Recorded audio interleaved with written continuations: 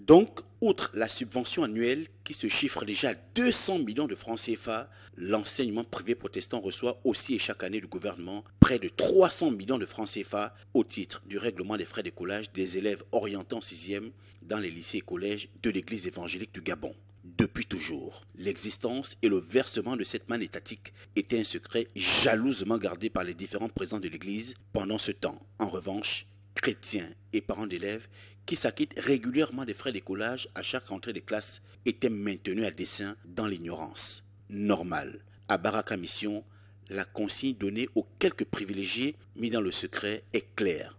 Silence total. Sous peine de damnation et d'excommunion peut-on croire. Mais patatras.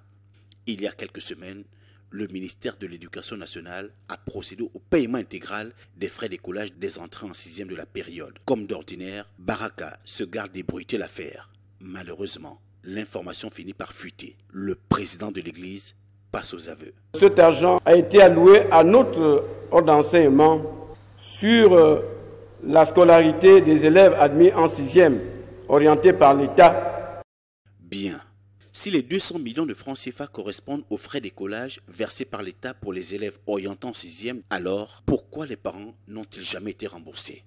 Cet argent n'a jamais été détourné. Voilà qui rassure. Autre question. Si cet argent n'a jamais été détourné, à quoi a-t-il bien pu servir vu que la quasi-totalité des établissements scolaires de l'Église évangélique du Gabon sont dans un état de délabrement extrême? Tenez, voici dans quel état se trouve et à quoi ressemble l'œuvre scolaire privée protestante dans laquelle investissent pourtant les pouvoirs publics. Portes défoncées, plafonds éventrés, salles de classe transformées en toilettes publiques et non éclairées, sanitaires obstrués et hors d'usage, bâtiments vétustes, environnement insalubre et peu propice à l'épanouissement intellectuel, des tables bancs qui cèdent, bref, le tableau est le même dans l'ensemble des écoles, collèges et lycées. Fort heureusement, il y a un temps pour tout sous le soleil, comme l'enseigne l'Ecclésiaste. Dans les locaux de la police judiciaire depuis plusieurs jours, un balai ininterrompu d'audition des pasteurs, des chefs d'établissement, des intendants et des économes. Le révérend Augustin Bouengoun n'y a pas échappé. L'Église évangélique du Gabon souffre de la spoliation de son patrimoine, de ses finances, de son foncier. Il faut que cela cesse. Nous ne pouvons pas être à la fois ceux qui dirigent cette Église et ceux qui participent donc à sa destruction. Si le révérend Bouengoun se refuse encore de communiquer l'identité des auteurs soupçonnés de délinquance financière et de détournement des biens de la communauté chrétienne, il semble néanmoins indiquer que les présumés fossoyeurs de l'Église évangélique du Gabon sont des pasteurs.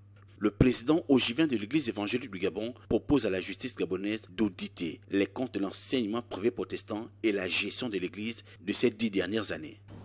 Je me mets, moi, et je prends cette décision aujourd'hui, à la disposition de la Cour des comptes. Et j'invite pour qu'on puisse auditer les 10 dernières années de notre Église et de l'enseignement privé protestant.